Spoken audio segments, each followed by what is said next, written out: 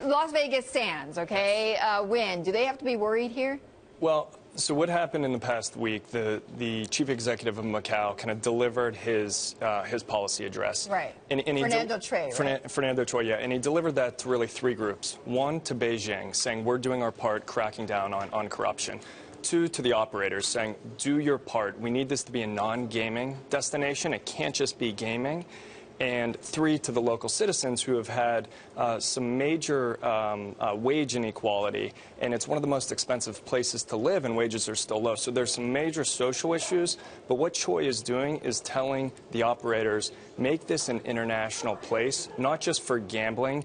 Gaming will be an amenity, but not the sole purpose to go there.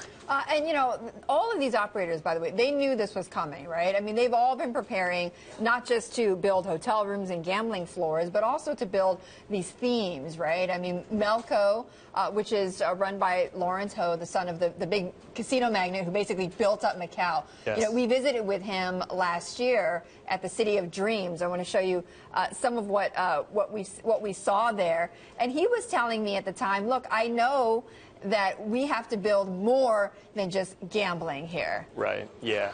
And that's kind of been the message probably over the past 5 years, because no one expected the gambling results to be as healthy as they are. The government is in a good position because they have a surplus, but diversification is the main thing. So you see some of the new projects have non-gaming elements that you would only see in Las Vegas. Some of them are actually bigger than what you'll see in Las Vegas. Well, Lawrence was saying, I mean, I think in their new development, Studio City, that they're going to have some sort of Batman-themed park inside, or some sort of attraction inside their inside their project. Now, Sheldon Adelson, who has a big bet in Macau, right? I mean, he's very frank about the fact that he's made his billions off of Macau.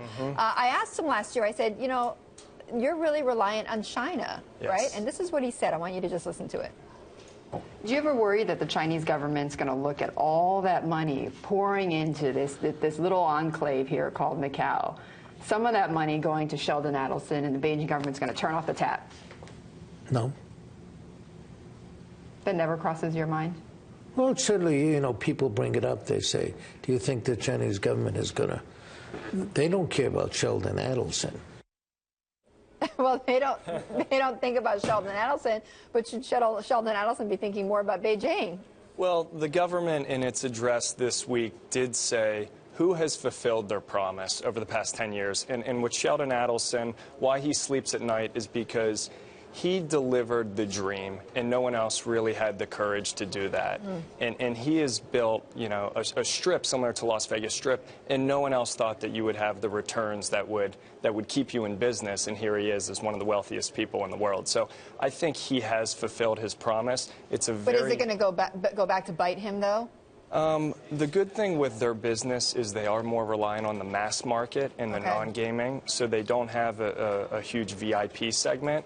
And the real anti-corruption campaign is really hurting the VIP market. Right, and you have seen that. The VIP market has declined steadily. Yes. Since the anti-corruption has been put in. Chad, thank you so much for joining us.